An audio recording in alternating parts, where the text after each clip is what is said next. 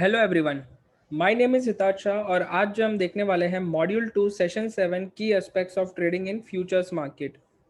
अगर आप सभी लोगों को जो है मेरी आवाज़ क्लियरली सुनाई दे रही हो और अगर आप सभी लोगों को जो है मेरी स्क्रीन क्लियरली विजिबल हो तो कृपया करके चैट बॉक्स में येस मेंशन कर दीजिए।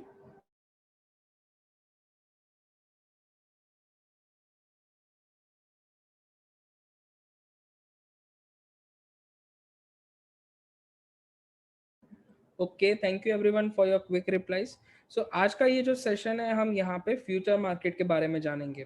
तो ये सेशन की शुरुआत करूँ इससे पहले मैं आप सभी लोगों से पूछना चाहता हूँ कि आप में से कितने लोग ने आज का जो मार्केट है वो वॉच किया कि आज मार्केट में क्या चल रहा था, मार्केट जो था वो कैसा है, बेसिकली आज का पॉजिटिव है, नेगेटिव है, बुलिश, बेरिश। कोई अपने यहाँ पे पॉइंट मेंशन करना चाहेगा?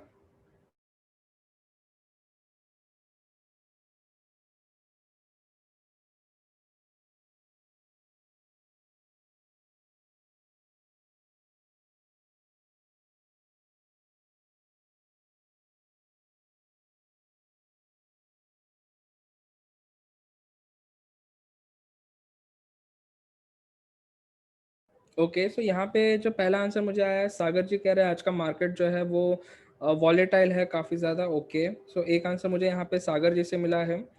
नीतीश जी यहाँ पे कह रहे हैं निफ्टी जो है आज अभी जो है यहाँ पे नेगेटिव चल रहा है। ओके, सो नीतीश जी कह रहे हैं मार्केट जो है नेगेटिव है। यस, और कोई अपने पॉइंट यहाँ पे मेंशन करना चाहेगा?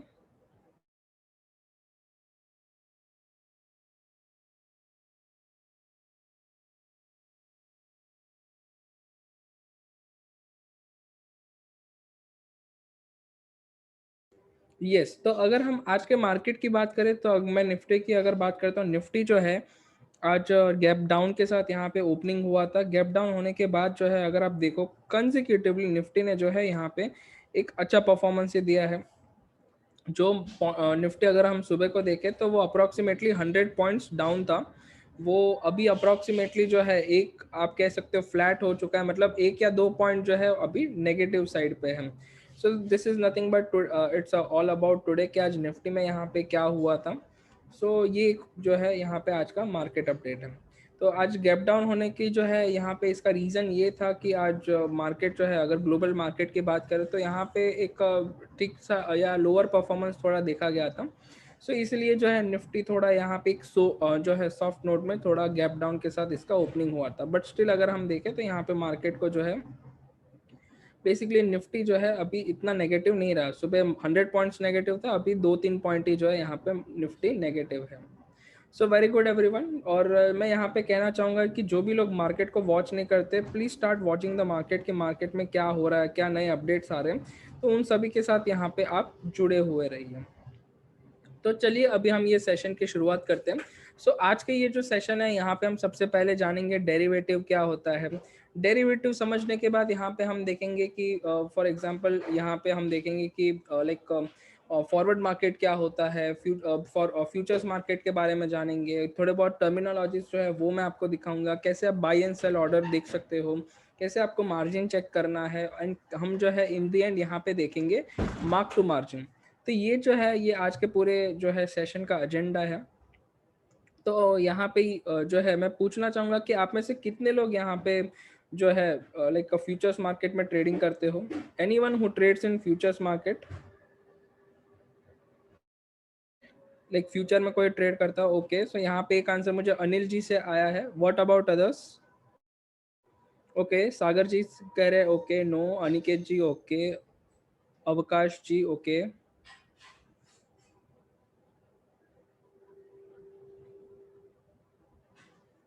सागर जी ओके, नो इश्यूज। तो चलिए अभी हम यहाँ पे जो है चलिए देखते हैं कि क्या होता है। तो पहले हम डेफिनेशन देख लेते हैं कि फ्यूचर मार्केट होता क्या है। A future market is an auction market in which participants buy and sell securities in form of a contract for delivery on a specified future date. Futures are exchange traded derivative contracts that lock in future delivery of a security at a price set today. अभी ये definition जो है काफ़ी ज़्यादा complicated है और like I said कि future ये डेरिवेटिव्स को मतलब फ्यूचर्स को समझने से पहले आपको डेरिवेटिव क्या है वो पता होना ज़रूरी है। So future market is an integral part of financial derivatives world. Derivatives, as they are called, is a security whose value is derived from another financial entity referred to as an underlying asset. The financial derivatives have been around for a long time now. The underlying asset can be anything. It can be stock, commodity, currency. तभी ये derivative जो है यहाँ पे definition वे में काफ़ी बड़ा है. इसको जो है मैं आपके लिए एकदम सिंपल लैंग्वेज में बताता हूँ कि डेरिवेटिव्स होते क्या है.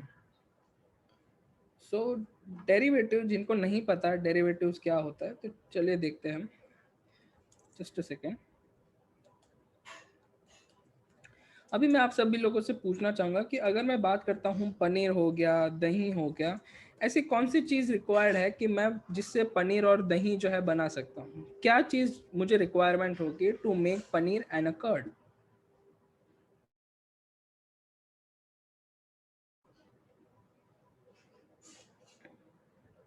ओके, सो यहाँ पे सबसे पहला आंसर मुझे अनूप जी से मिला है. What about others? Very good Anoop ji, correct answer. Okay, so यहाँ पे जो है दूसरा आंसर मुझे तबस्सुम जी से मिला है. Yes, correct answer. Anil ji, yes, perfect, very good. तो यहाँ पे जो है मुझे क्या चाहिए, मुझे जो है मिल्क चाहिए रहेगा. सो मिल्क जो है ये मेरा हो जाता है अंडरलाइंग असेट. ओके, क्या मैं कह सकता हूँ कि अगर दूध का प्राइस बढ़ता है तो उसका जो इम्पैक्ट है, उसका जो रिएक्शन है वो आपको पनीर एंड दही के प्राइस पे भी दिखेगा? मतलब क्या मैं ऐसा कह सकता हूँ कि दूध का प्राइस बढ़ता है तो दही का एंड पनीर का भी प्राइस बढ़ेगा? क्या मैं ऐसा कह सकता हूँ, यस और नो?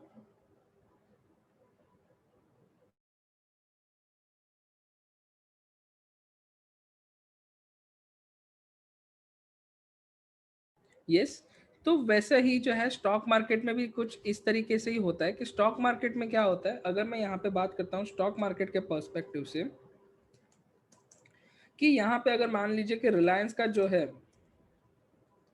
अगर मैं फ्यूचर कॉन्ट्रैक्ट लेता हूँ तो उस ये जो है ये फ्यूचर कॉन्ट्रैक्ट जो है इसे हम कुछ नहीं बट ये डेरिवेटिव है.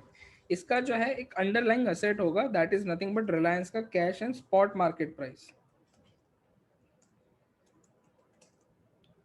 मतलब आप कह सकते हो कि रिलायंस का फ्यूचर कॉन्ट्रैक्ट जो है रिलायंस का cash and spot market price बढ़ता है तो रिलायंस का फ्यूचर कॉन्ट्रैक्ट जो है वो बढ़ेगा. अभी आप में से बहुत सारे लोगों को डाउट आता होगा कि ये cash and spot market price क्या है, ये फ्यूचर कॉन्ट्रैक्ट प्राइस क्या है, क्या होता है. तो चलिए मैं आपको इसको लाइव दिखाता हूँ, तो लाइव देखोगे तो आप और भी आपको अच्छे से क्लियर हो जाएगा कि क्या होता है. ओके,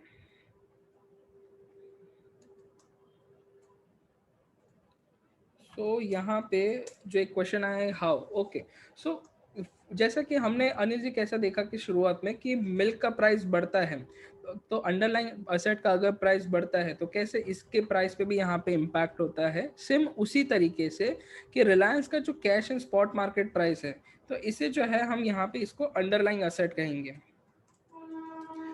तो ये अंडरलाइंग असेट के प्राइस बढ़ने से जो है यहाँ पे रिलायंस का फ्यूचर कॉन्ट्रैक्ट का प्राइस बढ़ेगा. इसीलिए जो है यहाँ पे आप अनिल जी कह सकते हो कि ये बढ़ता है, रिलायंस का cash and spot market price बढ़ेगा, रिलायंस के फ्यूचर कॉन्ट्रैक्ट की वैल्यू बढ़ेगी. अगर रिलायंस का cash and spot market price यहाँ पे गिरता है तो रिलायंस के फ्यूचर कॉन्ट्रैक्ट की वैल्यू भी गिरेगी. तो वही हमने यहाँ पे एज अ डेफिनेशन देखा कि डेरिवेटिव क्या होता है, कि जिसकी खुद की वैल्यू नहीं होती, उसकी वैल्यू जो है वो डिराइव होती है एक अनदर फाइनेंशियल एंटिटी जिसे हम अंडरलाइंग असेट कहते हैं.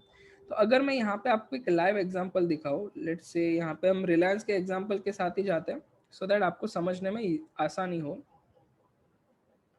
तो ये देखिए, ये जो है रिलायंस का जो आप यहाँ पे प्राइस देख रहे हो 2241, ये आपको यहाँ पे जो दिखाई दे रहा है रिलायंस का ये जो प्राइस है 2241, तो ये जो है इसका cash and spot market price है. ये इसका कौन सा प्राइस है, cash and spot market price.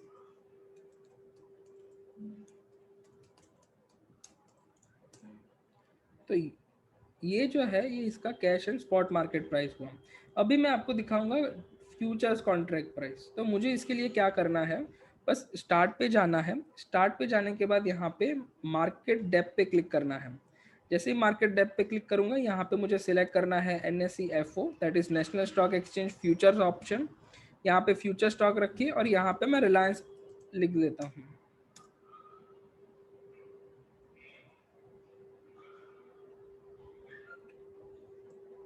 Just a second. यहाँ पे फिर मुझे एक्सपायरी जो है मैं सिलेक्ट कर देता हूँ एंड रिफ्रेश कर देना है इसे। जैसे ही रिफ्रेश करेंगे यहाँ पे आपको प्राइस दिखाई देने लगेंगे। तो ये देखिए आपको यहाँ पे जो है गैप दिखाई देगा। यहाँ पे देखिए 2242 है, यहाँ पे जो है, यहाँ पे आप 41 है, यहाँ पे 42 है, यहाँ पे 42 होगा, ये 43 हो जाएगा। तो अगर ये cash and spot market price की यहाँ पे वैल्यू बढ़ती है तो ये जो है इसका फ्यूचर प्राइस है, या फिर आप इसे कह सकते हो डेरिवेटिव कॉन्ट्रैक्ट। कि उसका जो है यहाँ पे आप कह सकते हो कि अगर अंडरलाइंग एसेट की वैल्यू बढ़ती है, अगर अंडरलाइंग एसेट की वैल्यू बढ़ती है तो इसका जो डेरिवेटिव कॉन्ट्रैक्ट है उसकी वैल्यू बढ़ेगी।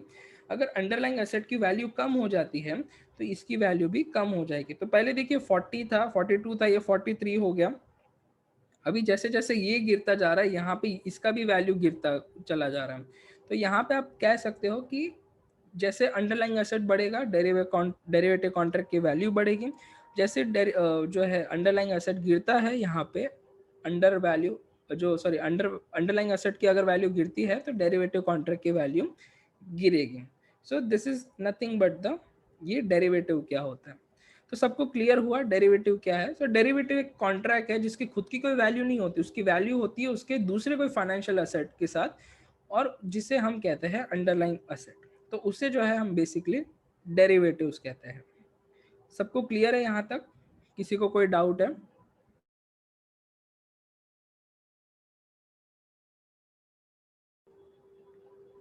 ओके सो यहाँ पे जो है ओके, वेरी गुड।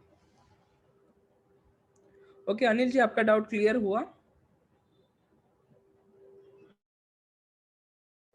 ओके तो यही जो है that is nothing but the derivative. तो अभी चलिए मैं आपको एक क्वेश्चन पूछता हूँ, आप सभी के लिए ये क्वेश्चन है कि TCS का अंडर अगर मैं फ्यूचर कॉन्ट्रैक्ट में ट्रेड करता हूँ तो इसका अंडरलाइंग असेट क्या होगा? What would be the underlying asset in case of TCS का फ्यूचर कॉन्ट्रैक्ट?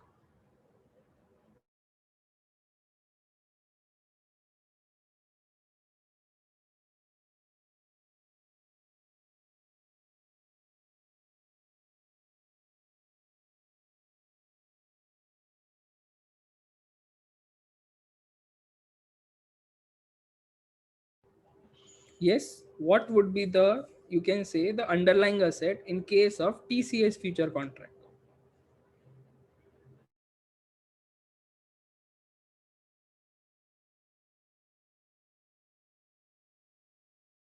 Yes correct. तो यहाँ पे अनिकेत जी ने सही आंसर दिया है इसका। तो इसका जो आंसर है दैट इज TCS का cash and spot market price.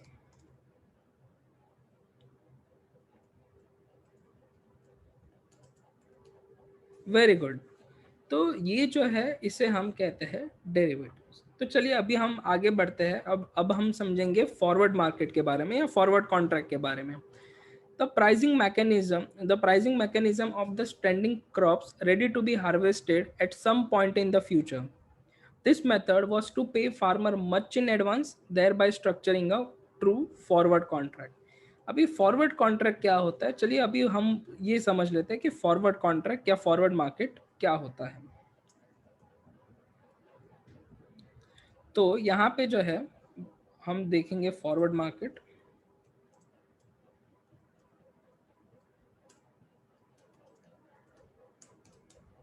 अभी फॉरवर्ड मार्केट में जो है यहाँ पे जो चीज़ आप यहाँ पे कह सकते हो दैट इज ओके। मान लीजिए दो पार्टिसिपेंट्स है, एक है बायर और एक है सेलर।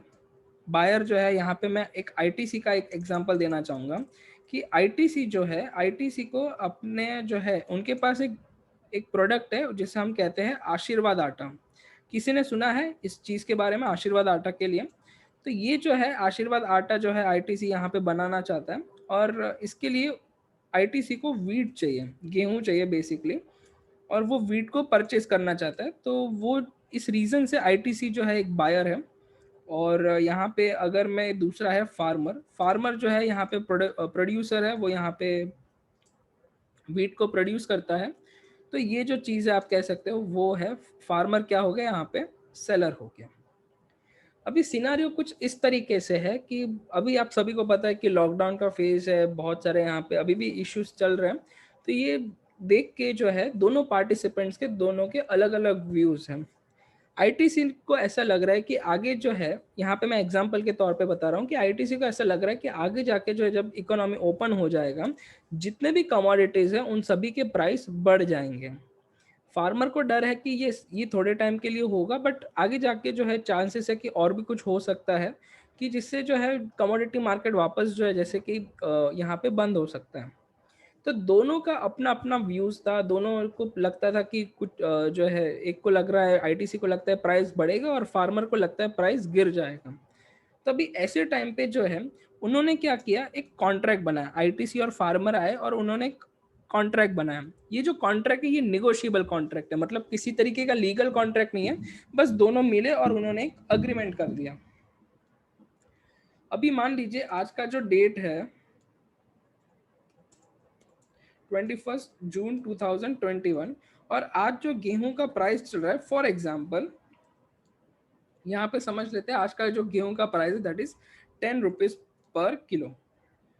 अभी यहाँ पे जो है दोनों आईटीसी और फार्मर दोनों आज के दिन आएंगे और यहाँ पे एक छोटा सा कॉन्ट्रैक्ट करेंगे।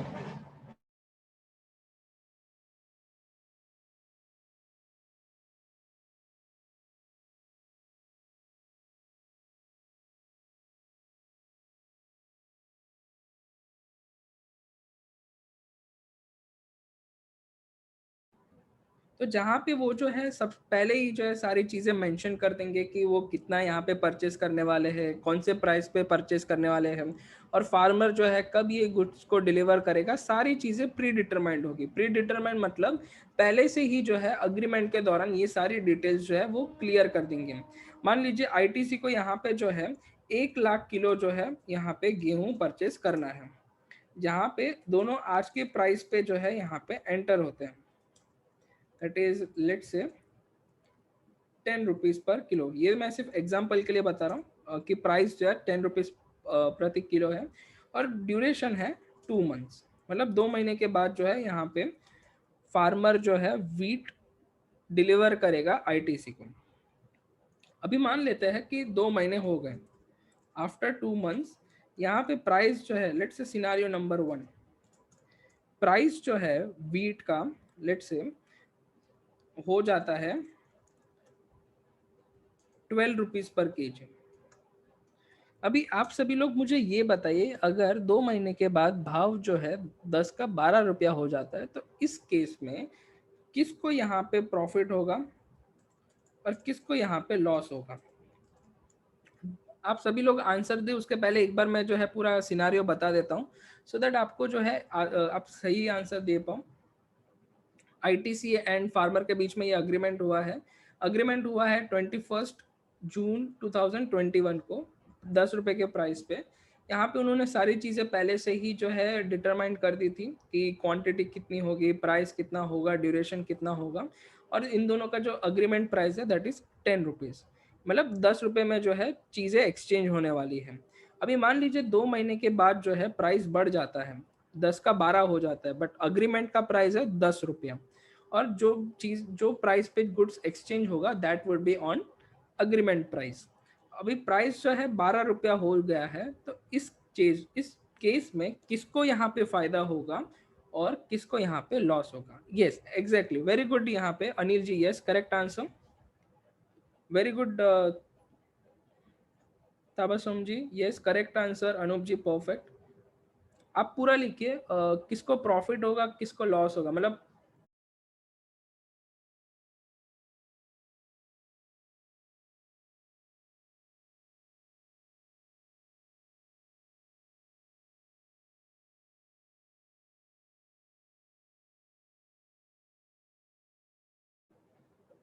बायर को प्रॉफिट ऐसा, मतलब जिसको होगा, या फिर सेलर को प्रॉफिट, वो ऐसा पूरा क्लीन मेंशन कीजिए, सिर्फ कंपनी का नाम मेंशन मत कीजिए।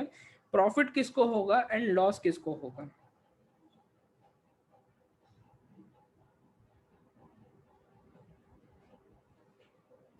Yes, correct, very good answer Anup ji, Tabassum ji, Anil ji. Yes, perfect, very good. तो इस केस में आप कह सकते हो, आप सभी लोगों ने सही मेंशन किया कि यहाँ पे आईटीसी जो है उसको प्रॉफिट होगा, और जो हमारे फार्मर भैया है उनको यहाँ पे लॉस हो सकता है, बिकॉज उन्होंने पहले से ही अग्रीमेंट कर दिया है। अभी मान लीजिए सिनारियो नंबर 2, दूसरा सिनारियो है कि जहाँ पे प्राइस जो है अभी 8 रुपीज पर किलोग्राम हो गया, कितना हो गया, 8 रुपये, 8 रुपये प्रति किलो। इस सिनारियो में किसको प्रॉफिट होगा एंड किसको लॉस होगा?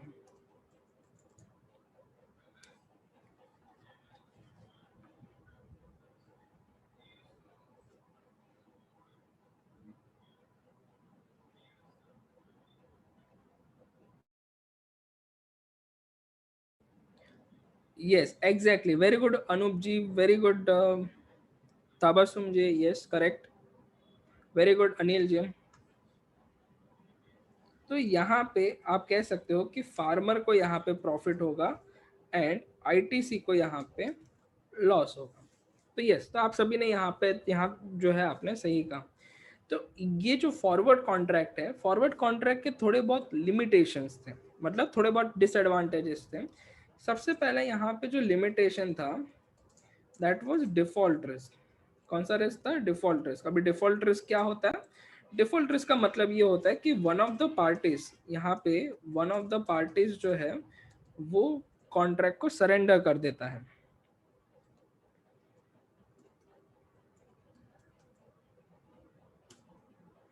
अभी फॉर एग्जांपल मान लेते हैं कि सिनारियो नंबर जो 2 है कि जहाँ पे आईटीसी को जो है यहाँ पे लॉस हो रहा है, तो ये आईटीसी जो है यहाँ पे वो कह सकता है कि मुझे जो है लॉस हो रहा है, मैं इतना लॉस बेयर नहीं कर सकता। तो आईटीसी जो है, बिकॉज क्यों आईटीसी को लॉस हो सकता है? बिकॉज वो 1 लाख केजी जो है यहाँ पे परचेस करने वाला, और गैप जो है 2 रुपीज़ का आ रहा है, विच इज़ 2 रुपये तक का गैप हो रहा है। तो 2 लाख रुपया जो है आईटीसी के लिए नुकसान यहाँ पे हो सकता है। तो आईटीसी कह रहा है कि मुझे ये कॉन्ट्रैक्ट को सरेंडर, मतलब मुझे जो है ये कॉन्ट्रैक्ट को सरेंडर कर देना है, मुझे ये कॉन्ट्रैक्ट को एक्सरसाइज नहीं करना है।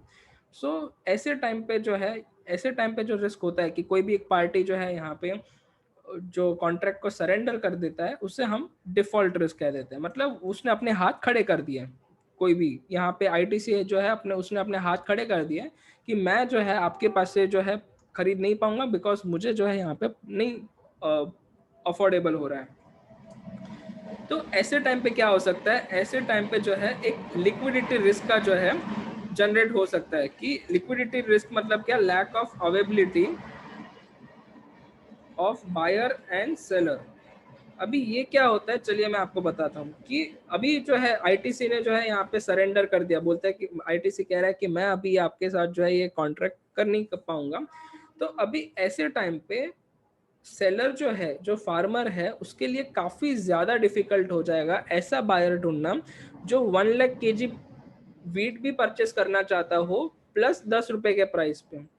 तो वो जो जहाँ पे आप कह सकते हो कि अवेबिलिटी होते हैं बायर एंड सेलर को, मतलब उनकी जो है खामी हो या फिर लैक, मतलब उनका इतनी अवेबिलिटी इजीली ना मिले, तो वो जो रिस्क होता है उसे हम कहते हैं लिक्विडिटी रिस्क। जो तीसरा रिस्क यहाँ पे इन्वॉल्व है, that is known as the, उसे हम यहाँ पे कहते हैं रेगुलेटरी रिस्क। जो तीसरा रिस्क है वो रेगुलेटरी रिस्क। अभी यहाँ पे क्या होता है कि अगर फॉरवर्ड कॉन्ट्रैक्ट में अगर आप कोई भी कॉन्ट्रैक्ट करते हो, वो दो लोगों के बीच में होता है, बायर एंड सेलर। यहाँ पे कोई भी तरीके का तीसरा मेंबर नहीं होता, ना ही ब्रोकर, ना ही मिडलमैन, ना ही इंटरमीडियरी, ना ही रेगुलेटर, कोई नहीं होता। सिर्फ बायर होता है एंड सेलर होता है। तो अगर कोई बीच में होता तो वो क्या सेटलमेंट करवाने में हेल्प कर सकता था या सेटल करके देता था, तो वैसा पॉसिबल था। बट यहाँ पे ये केस में पॉसिबल नहीं है, बिकॉज यहाँ पे जो भी कॉन्ट्रैक्ट हुआ है सिर्फ दो लोगों के बीच में हुआ है। इसे हम जो है कहते हैं लाइक फेस टू फेस जो है यहाँ पे ये कॉन्ट्रैक्ट हुआ है, जहाँ पे कोई भी इंटरमीडियरी नहीं था।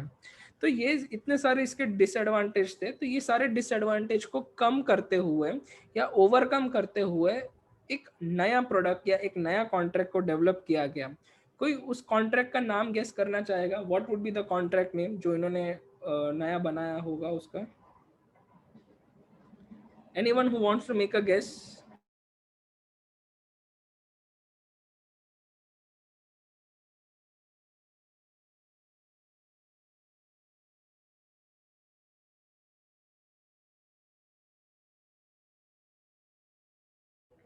यस, तो उसका जो है यहाँ पे उस कॉन्ट्रैक्ट को नाम दिया गया, that is nothing but the futures contract.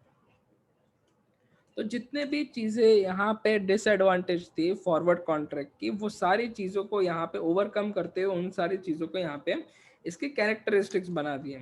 जैसे कि सबसे पहला यहाँ पे जो है रेगुलेटर होता है, तो इन्होंने क्या किया, इन्होंने इंट्रोड्यूस किया रेगुलेटर को।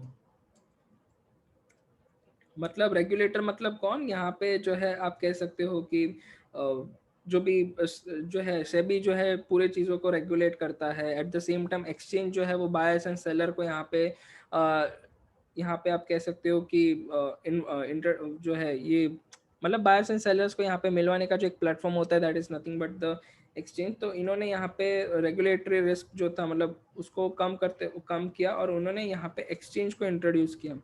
तो एक्सचेंज को इंट्रोड्यूस किया, तो तो यहाँ पे जो सबसे पहला जो रिस्क था रेगुलेटरी रिस्क का, वो चला गया, बिकॉज अभी एक्सचेंज जो है वो सारी चीज़ें संभालेगा। सेकंड, इनका जो दूसरा रिस्क का, दैट इज डिफॉल्ट रिस्क। अब ये डिफॉल्ट रिस्क को कम करते हुए उन्होंने क्या किया, उन्होंने एक मार्जिन करके कॉन्सेप्ट लेके आ गए कि अगर आपको ये कॉन्ट्रैक्ट में एंटर करना है तो आपको जो है सबसे पहले मार्जिन पे करना पड़ेगा। अगर आप मार्जिन पे कर सकते हो तो आप उस कॉन्ट्रैक्ट में आ सकते हो, अदरवाइज आप उस कॉन्ट्रैक्ट में एंट्री नहीं कर सकते। तो फ्यूचर्स कॉन्ट्रैक्ट में अगर आपको एंट्री करनी है तो you have to keep a margin in your demat trading account. तो वो जो है ये मार्जिन के आने से क्या हुआ कि ये डिफॉल्ट रिस्क जो है वो खत्म हो गया। मतलब अगर कल उठ के कोई बायर या फिर सेलर कॉन्ट्रैक्ट को जो है सरेंडर कर देता है, मान लीजिए कि हमारा ये एग्जांपल में आईटीसी ने यहाँ पे सरेंडर कर दिया कॉन्ट्रैक्ट, तो आईटीसी ने जो भी मार्जिन रखा होगा उस कॉन्ट्रैक्ट में एंट्री करने के लिए, वो मार्जिन का अमाउंट जो है फार्मर के पास चला जाएगा। तो इसीलिए अगर डिफॉल्ट रिस्क भी होता है तो यहाँ पे पार्टी को, यहाँ पे किसी भी वन ऑफ द पार्टीज को यहाँ पे सफर नहीं करना पड़ता। तीसरा जो था दैट इज लिक्विडिटी रिस्क। अभी यहाँ पे क्या होता है कि एक्सचेंज जो है वो सभी इन सारी चीज़ों का ध्यान रखता है कि मतलब आप कह सकते हो कि बायर्स एंड सेलर्स को यहाँ पे मिलवाना, उनके पास से ट्रेड करवाना, सेटल करवाना, तो ये सारी चीज़ें अभी एक्सचेंज जो है अपने यहाँ पे जो है हैंडल करता है। तो अगर कल सरेंडर हो भी जाता है तो जो जो जो पार्टी है उसको मार्जिन भी मिलता है, प्लस यहाँ पे एक्सचेंज ध्यान रखती है कि उसको जो है लिक्विडिटी भी अवेलेबल हो। तो ये जो है एक वन ऑफ द कैरेक्टरिस्टिक्स था फ्यूचर्स कॉन्ट्रैक्ट के। तीसरा यहाँ पे जो कैरेक्टरिस्टिक्स है दैट इज लॉट साइज। तो यहाँ पे जो भी चीजें आप यहाँ पे करते हो, यहाँ पे इसे जो है एक बंडल, मतलब आप इसे होलसेल मार्केट की तरह इसे आप ले सकते हो। This is not the market की जहाँ पे आप एक या दो चीजें परचेस करो। तो ये जो है ये फ्यूचर्स कॉन्ट्रैक्ट पूरा आप कह सकते हो कि लाइक एक लॉट पे चलता है। बट अगर मैं इसी जगह अगर मैं बात करता हूँ फॉरवर्ड मार्केट की, तो फॉरवर्ड मार्केट कस्टमाइज्ड है। कस्टमाइज मतलब आईटीसी किसी फार्मर के पास से 1 लाख केजीज परचेस करेगा, किसी फार्मर के पास से 20,000 केजीज परचेस करेगा, किसी के पास से 3 लाख केजीज परचेस करेगा। तो सबके पास से अलग अलग करेगा। बट अगर आप यहाँ पे एक्सचेंज में, अगर आप यहाँ पे फ्यूचर्स कॉन्ट्रैक्ट करते हो तो एक्सचेंज ने यहाँ पे पहले से ही सारी चीजें डिसाइड कर रखी है, तो आपको उतना यहाँ पे ट्रेड करना ही पड़ेगा।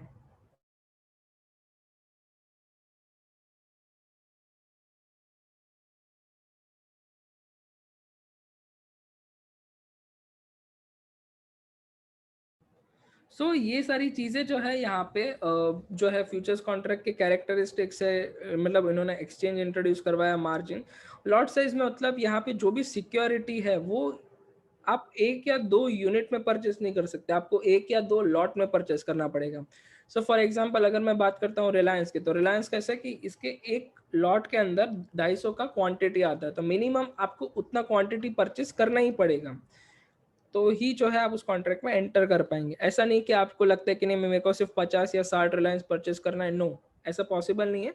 आपको जो है यहाँ पे जो लॉट साइज मैंने मेंशन किया है उतना लॉट साइज आपको लेना ही पड़ेगा। सो this is nothing but the futures contract के कैरेक्टरिस्टिक्स। तो यहाँ तक सबको क्लियर है, यस और no?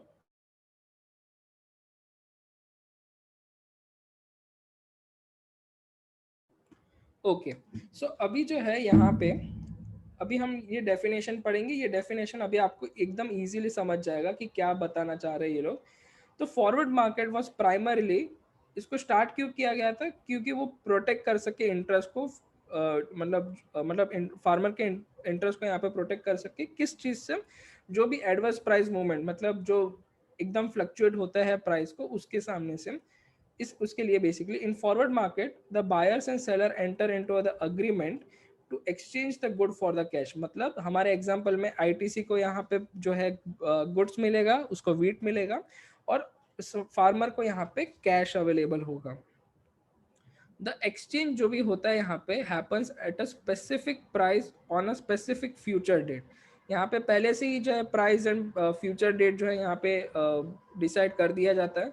The price of the goods is fixed by both the parties the day and they enter into the agreement. तो यहाँ पे सारी चीजें प्री डिटरमाइंड होती है। सिमिलरली और जो है डेट एंड टाइम को भी यहाँ पे जो है फिक्स किया जाता है। द अग्रीमेंट, यस, तो यहाँ पे आपको जो है फोकस में ये रखना है कि ये जो अग्रीमेंट होता है वो फेस टू फेस होता है, जहाँ पे कोई भी इंटरवेंशन नहीं होता। तो ये सिर्फ कॉन्ट्रैक्ट होता है दो लोगों के बीच में। तो इसलिए फ्यूचर कॉन्ट्रैक्ट जो है उसे हम ओटीसी मार्केट में कहते हैं। ओटीसी मतलब आप कह सकते हो over the counter. Over the counter मतलब क्या, कि जो भी कॉन्ट्रैक्ट एक्सचेंज के बाहर ट्रेड होते हैं, मतलब जो भी कॉन्ट्रैक्ट जो है एक्सचेंज के बाहर ट्रेड होते हैं, उसे हम ओवर द काउंटर कहते हैं। मतलब अगर एक्सचेंज ट्रेडेड प्रोडक्ट है, मतलब एक्सचेंज में वो ट्रेड होता है, तो वो एक्सचेंज ट्रेडेड प्रोडक्ट में आता है। अगर वो एक्सचेंज के बाहर ट्रेड होता है तो उसे हम जो है ओवर द काउंटर कहते हैं। ओके, सो अभी जो है मैं आप सभी को 5 क्वेश्चंस पूछूंगा। तो हमने अभी तक जो लाइक फॉर एग्जांपल जो लाइक फॉर एग्जांपल आप कह सकते हो अनिल जी, जो हमने एग्जांपल देखा आईटीसी एंड इसका फार्मर का। तो अगर आईटीसी जो है फार्मर के पास पे जाके कोई भी डील करता है, लाइक जो भी कोई भी चीज़ यहाँ पे वो अग्रीमेंट करते हैं या कॉन्ट्रैक्ट करते हैं, तो वो जो है ओटीसी में आएगा। क्यों? बिकॉज यहाँ पे कोई भी मिडल मैन नहीं है, कोई भी रेगुलेटर नहीं है, कोई भी आप कह सकते हो कि यहाँ पे जो भी कॉन्ट्रैक्ट हुआ उन दोनों के बीच में हुआ, तो वो ओटीसी होता है। जो हमने आईटीसी और ये फार्मर का जो एग्जांपल देखा था, वो रियल लाइफ में भी कहीं ना कहीं ऐसा होता होगा कि जहाँ पे कोई भी चीज़ वो जो है एक्सचेंज में जाके नहीं करते, वो फेस टू फेस बात करके जो है यहाँ पे बिजनेस को या डील को कंप्लीट किया जाता है। तो उस चीज़ को आप ओटीसी मार्केट में कंसिडर कर सकते हो।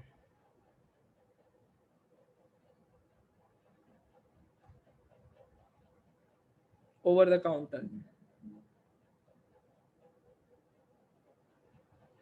मतलब एक्सचेंज के बाहर, एक्सचेंज मतलब एनएससी बीएससी के बाहर जो भी ट्रेड होते हैं वो वाले।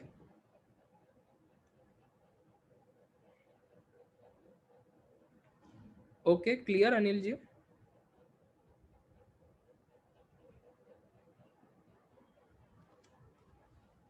ओके, सो अभी जो है यहाँ पे हम नेक्स्ट चीज जो देखते हैं। अभी मैं आप सभी को जो है 5 क्वेश्चन पूछूंगा, उन सभी पांचों के पांच जो है मैं आप सभी से एकदम राइट आंसर एक्सपेक्ट करूंगा।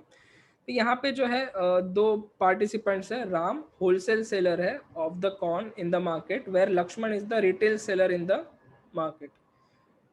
Today they enter into the agreement for 20 kgs of corn for 100 per kg according to their negotiation, also fix the date after 2 months. Thought process of Lakshman is that the price of the corn will rise in the future, for which he wants to lock in the contract at a predetermined price. And Ram is thinking that price of the corn will fall down, for which he wants to cash in at higher in the future. अभी यहाँ पे हो क्या रहा है, आपको एक hint देना चाहूंगा कि यहाँ पे जो राम है वो बेसिकली जो है वो सेलर है। राम जो है वो सेलर है और लक्ष्मण जो है यहाँ पे बायर है। इतना आप याद रखिएगा तो आपको ये समझने में थोड़ा इजी हो जाएगा। राम सेलर है और लक्ष्मण बायर है। दोनों ने आज अग्रीमेंट किया 20 kgs ऑफ कॉर्न का 100 रुपीज के प्राइस के हिसाब से, और ड्यूरेशन जो है यहाँ पे according to their negotiation date after the 2 months. Lakshman ऐसा सोचता है कि प्राइस बढ़ेगा आगे जाके, और राम को ऐसा लगता है प्राइस जो है गिरेगा आगे जाके। तो दोनों ने आज जो है यहाँ पे कॉन्ट्रैक्ट कर लिया। अभी आपको जो है मुझे बताना है यहाँ पे कि अंडरलाइंग असेट क्या है यहाँ पे, which is the underlying asset. उसके बाद यहाँ पे आपको मुझे बताना है कि क्वांटिटी कितना है। इसके बाद आपको मुझे बताना है कि प्राइस कितना है, प्राइस क्या है, एंड इन दी एंड आपको ड्यूरेशन बताना है। आंसर देने के से पहले आप सुन लीजिए, आपको जो है एक ही मैसेज में ये टाइप करके मेंशन कर दीजिए चारों के चारों answer, underlying asset, quantity, price and duration. तो सबके पास जो है 1 मिनट है, 1 मिनट में आप सभी लोग यहाँ पे जो है इन चारों क्वेश्चन के आंसर दे दीजिए, और सभी के से मैं जो है इसका एक सही आंसर एक्सपेक्ट करूंगा, बट अगर वो गलत होता है इट्स ओके।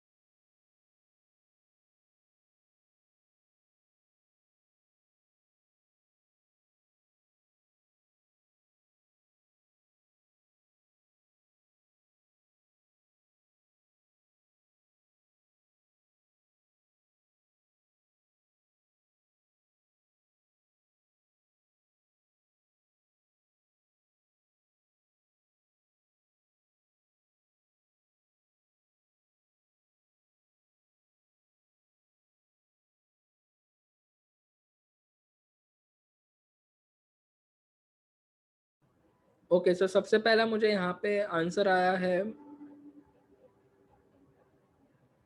नहीं ड्यूरेशन मतलब इसका टाइम होराइजन क्या है। Okay so Tabassum ji, what would be the underlying asset. Okay, Anil ji इसमें प्राइस एंड ड्यूरेशन क्या होगा, what would be the price and what would be the duration.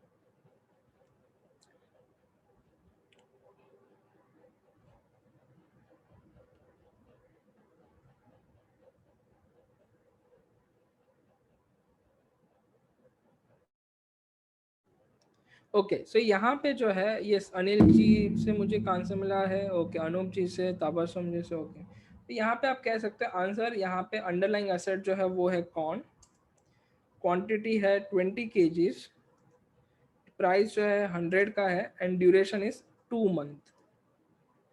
यहाँ पे आप देख सकते हो इट्स आफ्टर 2 मंथ्स, तो ये जो है 2 मंथ्स का है।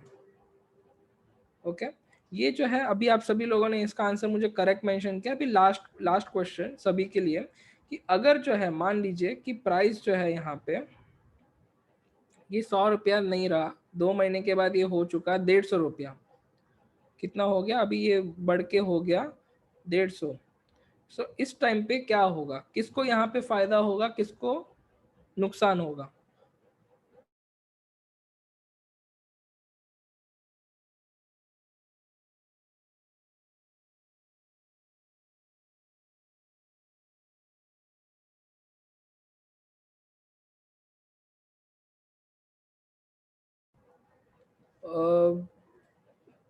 ओके सो नहीं, अनिल जी आपको ये मेंशन करना है किस पार्टिसिपेंट्स को यहाँ पे फायदा होगा।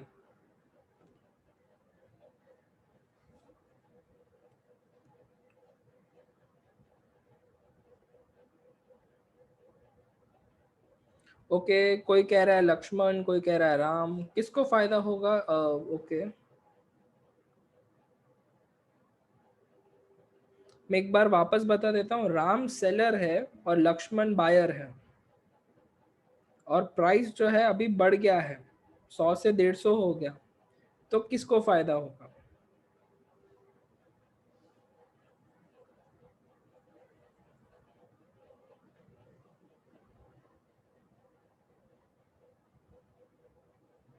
यस, तो इस केस में अगर प्राइस बढ़ता है तो लक्ष्मण का फायदा होगा, और अगर प्राइस मान लीजिए 150 की जगह हो जाता है 70 रुपये, प्राइस जो है हो जाता है 70 रुपीज़, सो उस केस में यहाँ पे राम को फायदा होगा। तो यहाँ पे आप कह सकते हो कि थॉट प्रोसेस लक्ष्मण, यहाँ पे 150 रुपये पे लक्ष्मण को कैसे फायदा होगा, बिकॉज लक्ष्मण ने वही सोचा था कि आगे जाके प्राइस बढ़ेगा और प्राइस बढ़ गया, तो इसलिए लक्ष्मण को फायदा हुआ। और 70 रुपीज होता है तो राम का जो व्यू था, राम ने सोचा था कि प्राइस गिरेगा और प्राइस गिरा, और इसीलिए यहाँ पे राम को फायदा होगा 70 पे, और 150 रुपये पे लक्ष्मण को फायदा होगा। सो ये जो है इस तरीके से, मतलब जिसका व्यू राइट है, मतलब मैंने अभी सोचा ऐसा होगा और वैसा हो गया तो मैं जीत गया, और मैंने जो सोचा था उसका उल्टा हुआ, मैं हार गया। इसके जैसा है ये सिर्फ। तो पॉसिबल सिनारियोस, तो यहाँ पे जो 3 पॉसिबल सिनारियोस, प्राइस जो है कौन का 150 रुपया होता है तो लक्ष्मण का व्यू सही हो जाता है, राम तो यहाँ पे 100 रुपये पे वो बाई कर और मेकिंग द लॉस ऑफ 15। अगर 70 रुपये हो जाता है तो राम का व्यू सही होता है, अभी लक्ष्मण जो है यहाँ पे उसको 70 रुपये में जो है खरीदना पड़ेगा, 30 rupees more compare to cash market. अगर सिनारियो 3 में अगर प्राइस रिमेन कांस्टेंट तो किसी को भी ना फायदा होगा ना नुकसान होगा। तो रिस्क कौन से यहाँ पे इन्वॉल्व है, तो यहाँ पे आप कह सकते हो सबसे पहले डिफॉल्ट रिस्क जो हमने देखा, liquidity risk and regulatory risk. तो अभी हम फ्यूचर्स पे आते हैं। फ्यूचर्स क्या है, तो फ्यूचर्स एंड फॉरवर्ड में ज़्यादा डिफरेंस नहीं है, जो मेन डिफरेंस है वो बस इतना है, लीगल अग्रीमेंट का। फॉरवर्ड जो है एक निगोशिएबल अग्रीमेंट है, और फ्यूचर जो है एक लीगल अग्रीमेंट है। लीगल मतलब यहाँ पे जो है एक्सचेंज इन्वॉल्व होता है, यहाँ पे जो है पूरा एक प्रोसेस होता है, स्टैंडर्डाइज होता है, सारी चीज़ें, लॉट साइज होता है, सब कुछ होता है। तो ये जो है लीगल अग्रीमेंट होता है फ्यूचर्स कॉन्ट्रैक्ट, और फॉरवर्ड कॉन्ट्रैक्ट एक कस्टमाइज्ड है, निगोशिएबल है। तो ये इतना याद रखिएगा। ओके, अभी इसके बाद जो नेक्स्ट चीज़ यहाँ पे आती है that is known as the basic terminologies. तो हम यहाँ पे थोड़े बहुत फ्यूचर्स मार्केट के रिलेटेड टर्मिनोलॉजीज देखेंगे, और उसको फिर मैं आपको जो है लाइक सॉफ्टवेयर पे दिखा दूंगा कि कौन सी चीज़ आपको कहाँ पे दिखाई देगी।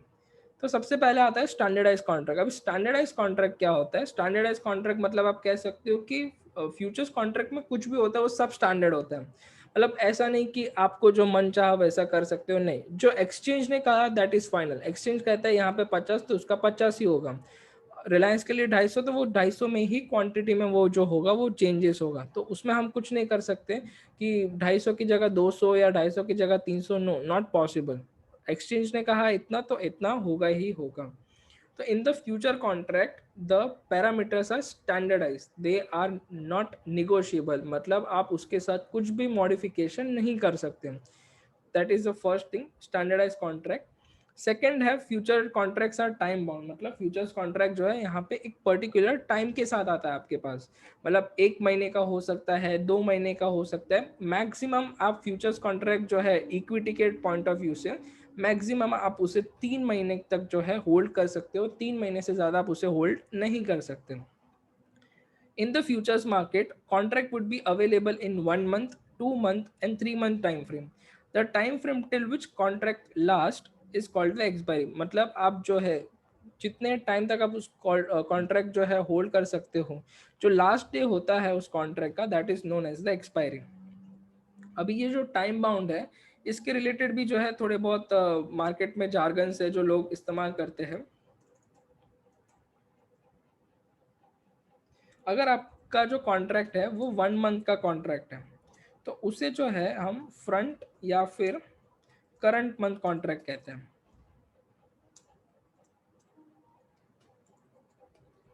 मतलब फ्रंट या फिर करंट मंथ कॉन्ट्रैक्ट कहते हैं, मतलब ये जो है आप कह सकते हो कि उसको जो है आप 1 महीने तक होल्ड कर सकते हो। दूसरा आता है 2 मंथ कॉन्ट्रैक्ट। 2 मंथ कॉन्ट्रैक्ट मतलब क्या, जहाँ पे आप कह सकते हो जिसे हम नेक्स्ट मंथ कॉन्ट्रैक्ट कहते हैं। नेक्स्ट मंथ कॉन्ट्रैक्ट मतलब आप उस कॉन्ट्रैक्ट को जो है 2 महीने तक होल्ड कर सकते हो। मतलब अभी जून चल रहा है तो June month and July month जो है दैट वुड बी 2 मंथ्स। फिर उसके बाद 3 मंथ कॉन्ट्रैक्ट होता है जिसे हम कहते हैं फार मंथ कॉन्ट्रैक्ट। सो एक होता है front end current month contract, दूसरा होता है नेक्स्ट मंथ कॉन्ट्रैक्ट, और तीसरा होता है फार मंथ कॉन्ट्रैक्ट। तो ये जो 3 चीज़ है, ये तीनों अलग-अलग टाइम फ्रेम को शोकेस करती हैं। तो अगर कोई कहता है कि मैं नेक्स्ट मंथ में काम कर रहा हूँ, मतलब उसका जो कॉन्ट्रैक्ट की वैलिडिटी है वो 2 महीने तक की है, मतलब वो 2 महीने तक उस कॉन्ट्रैक्ट को यहाँ पे होल्ड करके रख सकता है। किसी ने 4 मंथ कहा तो मतलब वो 3 महीने तक होल्ड कर सकता है। That's it. फिर इसके बाद जो नेक्स्ट चीज़ यहाँ पे आती है, that is known as the expiry. Expiry क्या होता है? एक्सपायरी मतलब जहाँ तक आप अपना कॉन्ट्रैक्ट को होल्ड कर सकते हो, तो वो कॉन्ट्रैक्ट का जो लास्ट डेट होता है, उसे जो है हम एक्सपायरी कहते हैं। एक्सपायरी जो है generally last Thursday of the month होता है, अगर मैं स्टॉक की बात करता हूँ तो। तो यहाँ पे आप कह सकते हो कि as we all know, the futures contracts are time bound. The expiry of the contract is date up to which contract agreement is valid. Beyond the valid date, the contract cease to exist. मतलब आप कह सकते हो कि जो भी आप contract में यहाँ पे इन्वॉल्व होते हो, मैंने 1 मंथ का कॉन्ट्रैक्ट लिया है, मतलब जून मंथ का, तो जून मंथ का एक्सपायरी है लेट्स से 24 जून 2021। तो उसके बाद जो है वो 24 जून कॉन्ट्रैक्ट की कुछ वैलिड ही नहीं होगा, उसका मतलब ही नहीं बनता है। So that is nothing but the expiry.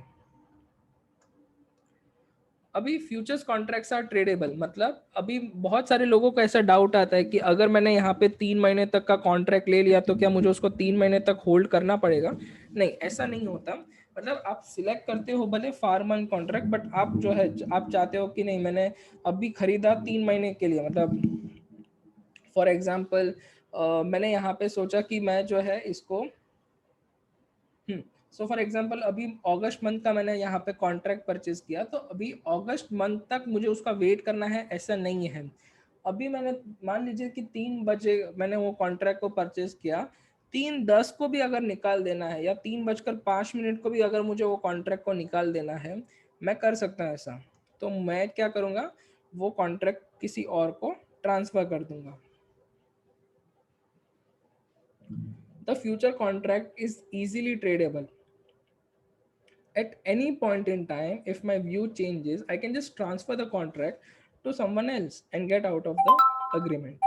तो फ्यूचर कॉन्ट्रैक्ट आप इजीली ट्रेडेबल है, मतलब आप किसी को भी ट्रांसफर करना चाहते हो, आप कर सकते हो। मतलब आपने परचेज किया था, 15 मिनट के बाद आपको लगता है कि इनफ, जितना प्रॉफिट करना था हो गया, आप सेल कर दीजिए, आपका काम खत्म।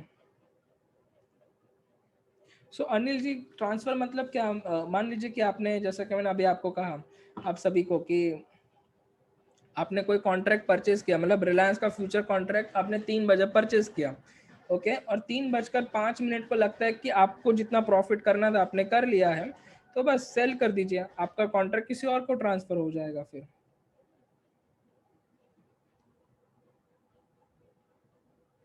सो इस तरीके से यहाँ पे आप ट्रांसफर या फिर आप इसे ट्रेडेबल भी कह सकते हो, आप इस तरीके से आप इसे आसानी से ट्रेड कर सकते हो। अभी दूसरा यहाँ पे आता है लॉट साइज। लॉट साइज का मतलब क्या कि हर एक सिक्योरिटी जो है यहाँ पे, मतलब सबका एक अपना अपना एक लॉट साइज होता है। मतलब यहाँ पे कोई जो है वो यहाँ पे आप कह सकते हो कि कोई एक ऐसा होता है कि जिसका लॉट साइज 250 का होगा, किसी का ऐसा होगा कि जिसका आप कह सकते हो कि 300 का हो सकता है, किसी का 100 का हो सकता है, तो सबका अलग अलग लॉट साइज होता है यहाँ पे।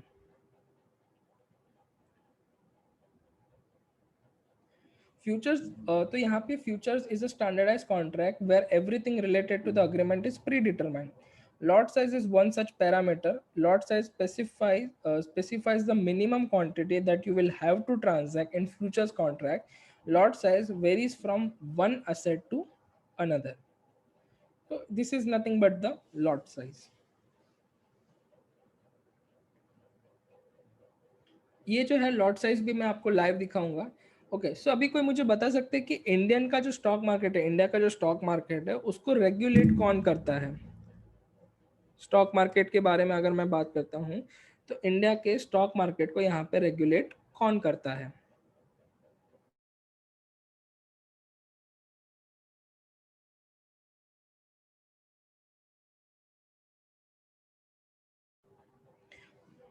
ओके, सो यहाँ पे मुझे एक आंसर आया है कि तबस्सुम जी से कि बीएससी, अनिल जी कह रहे हैं BSC NSC exchange. Okay, exchange करते हैं। अनूप जी कह रहे हैं SEBI. Yes, excellent, very good Anoop ji.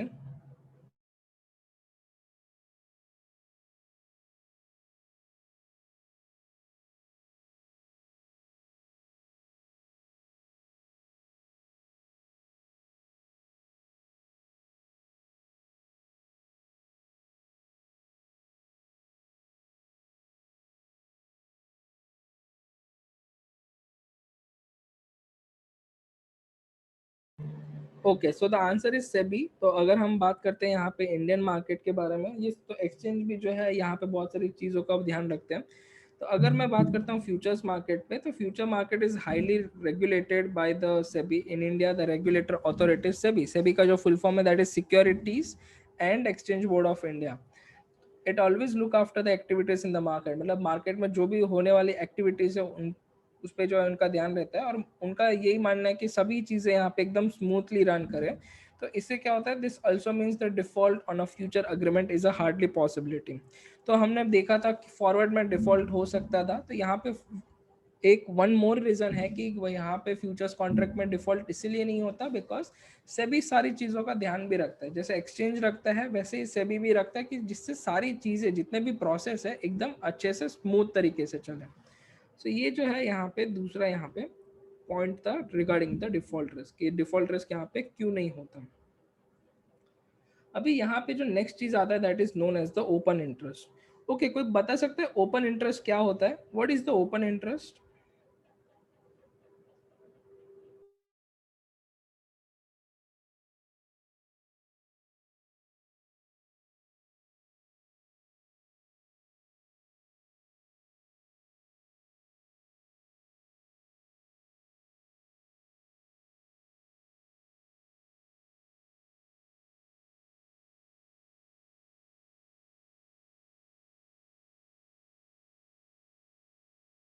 Okay, तो चलिए देख लेते हैं कि ओपन इंटरेस्ट क्या होता है। यहाँ पे एक आंसर मुझे जो है तबस्सुम जी से मिला है, अनिल जी से मिला है। Okay, no issues.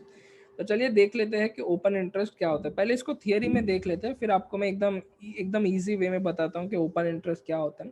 The total number of outstanding derivative contracts such as options और futures that have not been settled for an asset, the total open interest does not count total every buy and sell contract. ये जो है काफ़ी बड़ा definition है, इसको हम easiest way में समझ लेते हैं। ओपन इंटरेस्ट क्या होता है?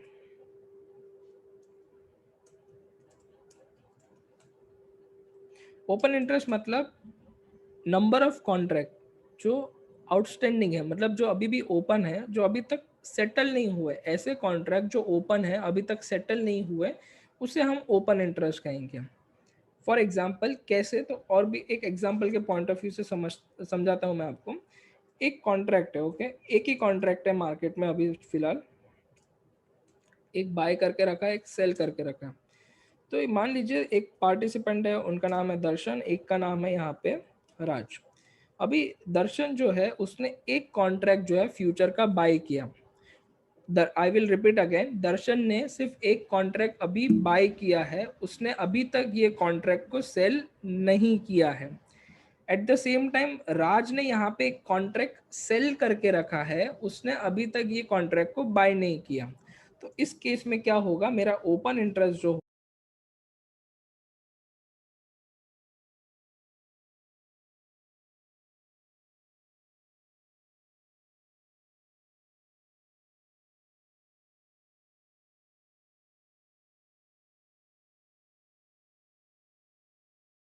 होगा वो वन का होगा। ओपन इंटरेस्ट मतलब जहां पे आपका कॉन्ट्रैक्ट स्टिल आउटस्टैंडिंग, जो अभी तक सेटल नहीं हुआ। Outstanding contract which is not settled yet, उसे हम ओपन इंटरेस्ट कहते हैं। सेटल मतलब क्या कि दर्शन ने अपना कॉन्ट्रैक्ट यहाँ पे सेल कर दिया और राज ने अपना कॉन्ट्रैक्ट यहाँ पे बाय कर दिया, तो वो जो है फिर मेरा ओपन इंटरेस्ट यहाँ पे जो है पोजीशन क्लोज हो जाएगी, मेरा ओपन इंटरेस्ट जीरो हो जाएगा। ओपन इंटरेस्ट का मतलब यही होता है कि कितना कॉन्ट्रैक्ट आपके अभी भी ओपन है जो अभी तक सेटल नहीं हुए हैं। एक कॉन्ट्रैक्ट का सिर्फ एक ही बायर होता है और एक सेलर होता है। सो मान लीजिए कि एक मार्केट है जहाँ पे 450 बायर है, 450 बायर है और 550 सेलर है। अभी आप मुझे ये बताइए कि इस केस में ओपन इंटरेस्ट क्या होगा मेरा, what would be the open interest in this particular case?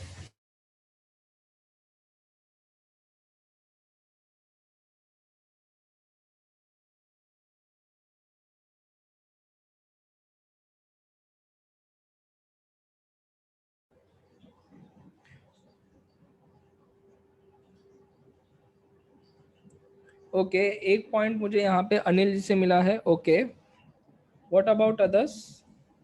यहाँ पे मेरा ओपन इंटरेस्ट क्या हो सकता है? 450 बायर है और 550 सेलर है, तो मैं यहाँ पे कितने मेरे ओपन इंटरेस्ट हो सकते हैं? What would be the open interest in this particular case?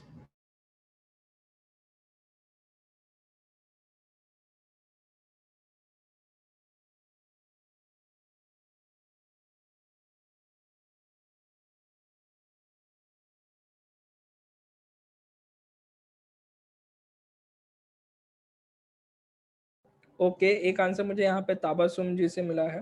तो यहाँ पे ओपन इंटरेस्ट आपका 450 होगा। कैसे? बिकॉज यहाँ तो ओपन इंटरेस्ट मैंने जैसे कहा कि ऐसे नंबर ऑफ कॉन्ट्रैक्ट जो अभी भी यहाँ पे आप कह सकते हो कि नंबर ऑफ कॉन्ट्रैक्ट जो अभी भी ओपन है, जो अभी तक सेटल नहीं हुए हैं।